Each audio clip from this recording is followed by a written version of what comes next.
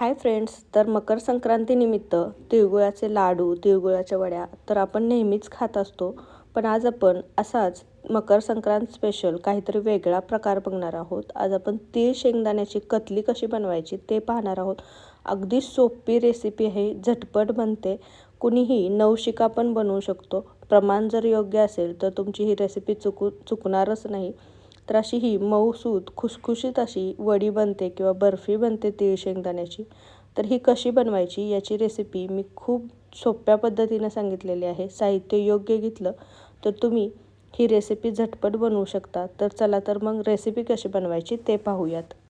तर ही तीळ शेंगदाण्याची कतली बनवण्यासाठी किंवा बर्फी बनवण्यासाठी इथे आपण 1 कप शेंगदाणे घेतलेले आहेत. वजनी म्हणाल तर साधारण 250 ग्रॅम हे शेंगदाणे आहेत. आता तुम्ही प्रमाण कोणत्याही वाटीने, पेल्याने, ग्लासने घेऊ शकता. पण प्रमाण जसं सांगितलं आहे तसं योग्य घ्यायचं. तर 1 कप आपण इथे शेंगदाणे घेतलेत. आपल्याला हे शेंगदाणे खरपूस भाजून घ्यायचे आहेत. खरपूस भाजताना शेंगदाणे जास्त काळपट करायचे नाहीत. त्यामुळे लो टू मीडियम फ्लेमवरच हे शेंगदाणे सतत हलवत भाजून घ्यायचे. शेंगदाण्याची साल निघेपर्यंत आपल्याला ते भाजून घ्यायचे. तर अजून आपला शेंगदाणा नीट भाजला गेला नाही आहे, त्याची साल निघत नाही आहे. मी तुम्हाला एकदा हलवून दाखवते. ह्याची साल निघायला लागली की शेंगदाणा व्यवस्थित आतपर्यंत भाजला जातो. तर 1-2 मिनटं आपण अजून भाजून घेतला आहे आणि हा शेंगदाणा व्यवस्थित भाजला गेला आहे. तर आता आपण हा थंड करून याच्या साली काढून घेणार आहोत. आता सेम कढईमध्ये मी साधारण 2 ते 3 चमचे पांढरे तीळ घेतलेले आहेत.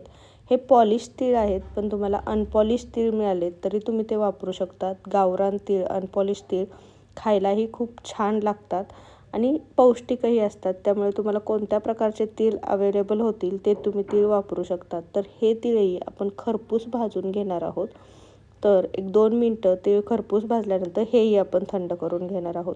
तर आपले शेंगदाणे थंड झालेले होते. मी याच्या साली काढून घेतलेल्या आहेत. साली तुम्ही एखाद्या कापडावरती घेऊन सुद्धा काढू शकता किंवा तुम्हाला जशा सोप्या जातील तशा ह्या साली काढून घ्यायच्या. आणि हे शेंगदाणे आता आपण मस्त बारीक करून घेणार आहोत. तर बारीक करताना याला तेल सुटेपर्यंत बारीक करायचं नाही आहे. याला आपण दरदरीत वाटून घेणार आहोत.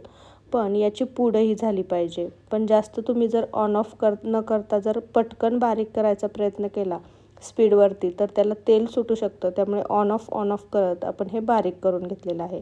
तर तुम्ही पाहू शकता, मी इथे तुम्हाला दाखवते की याची छान असा दरदरीत असा कूट तयार झालेला आहे. याला अजिबात तेल सुटलेलं नाही आहे.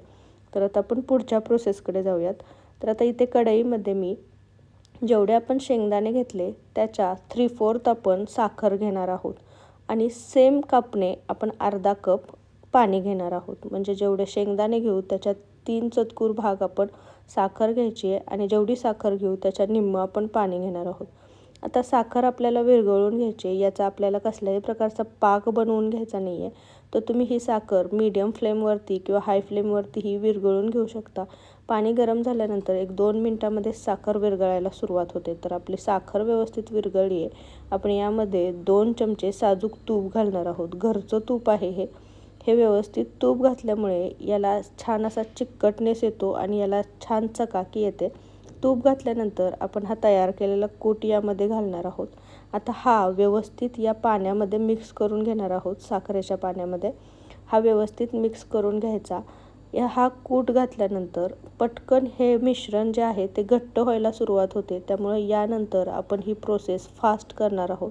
पटापट आपण हे हलवून घेणार आहोत. साधारण 2 ते 3 मिनटामध्येच याचा असा छान घट्टसर गोळा तयार व्हायला सुरुवात होते. त्यामुळे हे मिश्रण लो फ्लेमवरतीच तुम्ही हलवायचं आहे. जर मीडियम फ्लेम किंवा हाय फ्लेम केली तर हे करपू शकतं. तर तुम्ही पाहू शकता की हे मिश्रण आता छान तळ सोडायला लागलेलं आहे. याचा छान असा घट्टसर गोळा झालेला आहे. तर हा गोळा आपल्याला छान घट्टसर होईपर्यंत, पूर्ण गोळा होईपर्यंत हलवून घ्यायचा आहे. हा व्यवस्थित असा गोळा तयार व्हायला लागलेला आहे. तर आपण पुढची प्रोसेस करूयात. या प्रोसेससाठी तुम्ही आधीच एका प्लॅस्टिकच्या कागदाला तूप लावून घ्यायचं आहे. तर मी आधीच एका प्लॅस्टिकच्या कागदाला तूप लावून घेतलेलं होतं. त्याच्यावरती हे गरम मिश्रण काढायचं आहे. साखरेचा पाक असल्यामुळे मिश्रण पटकन कडक होतं. त्यामुळे हे पटकन गरम काढायचं. चमच्यावरचंही मी दुसऱ्या चमच्याच्या साहाय्याने काढते आणि दुसरी बाजू कागदाची ठेवून हे व्यवस्थित लाटण्याच्या साहाय्याने लाटून घ्यायचं. तर जेवढं पातळ, जेवढं जाड तुम्हाला हवं आहे तशा प्रकारे हे लाटून घ्यायचं. ही प्रोसेस फास्ट करण्याची खूप गरज आहे. वरून मी मस्त भाजलेले हे तीळ त्यावरती टाकत आहे. तर तुमच्या आवडीनुसार तुम्हाला कसे तीळ टाकायचे, जास्त कमी, तसे तुम्ही टाकू शकता. तुम्ही मिश्रण जेव्हा घट्टसर झालेलं आहे त्यातही तुम्ही तीळ टाकू शकता. तर हे व्यवस्थित असे तीळ टाकून घ्यायचे आणि पुन्हा एकदा आपण त्यावरती कागद टाकून हे पुन्हा एकदा लाटून घेणार आहोत, जेणेकरून हे जे तीळ आहेत ते व्यवस्थित याला चिटकले जातील. तर आता हे व्यवस्थित आपण लाटून घेतलेलं आहे. हे व्यवस्थित लाटल्यानंतर हे मिश्रण ओलं असतानाच आपण याच्या वड्या पाडून घेणार आहोत. तर इथे मी काजू कतली ज्या शेपमध्ये असते तशा त्रिकोणी शेपमध्ये कापून घेणार आहे. त्यासाठी मी असे मोठे मोठे काप करून घेते. तुम्हाला जर चौकोनी करून घ्यायचे असतील तर तुम्ही चौकोनीही करून घेऊ शकता, किंवा शंकरपाळ्याच्या आकाराचे छोटे छोटे काप करायचे असतील तर तसेही करू शकता. तर असे हे छान काप करून घ्यायचे आहेत. मिश्रण जर घट्ट झाल्यावरती, थोडंसं गार झाल्यावरती हे काप पटकन होत नाहीत, त्यामुळे हे आधीच करून घ्यायचे. तर मस्त अशी तीळ शेंगदाण्याची कतली किंवा बर्फी आपली तयार झालेली आहे. अगदी मऊ खुसखुशीत होते, ओठांनी तोडता येईल अशी ही छान मऊसूद वडी तयार झालेली आहे. खूप पटकन तुटते, तुम्ही पाहू शकता, आणि छान तोंडामध्ये टाकल्यानंतर विरघळते. तर ह्या मकर संक्रांतीला तुम्ही अशी रेसिपी नक्की बनवून पहा, सगळ्यांना नक्कीच आवडेल. तर ही रेसिपी तुम्हाला कशी वाटली मला कमेंटमध्ये नक्की सांगा. रेसिपी जर आवडली असेल तर रेसिपीला एक लाईक नक्की करा आणि तुमच्या फॅमिली आणि फ्रेंड्ससोबत याची लिंक जास्तीत जास्त शेअर करा.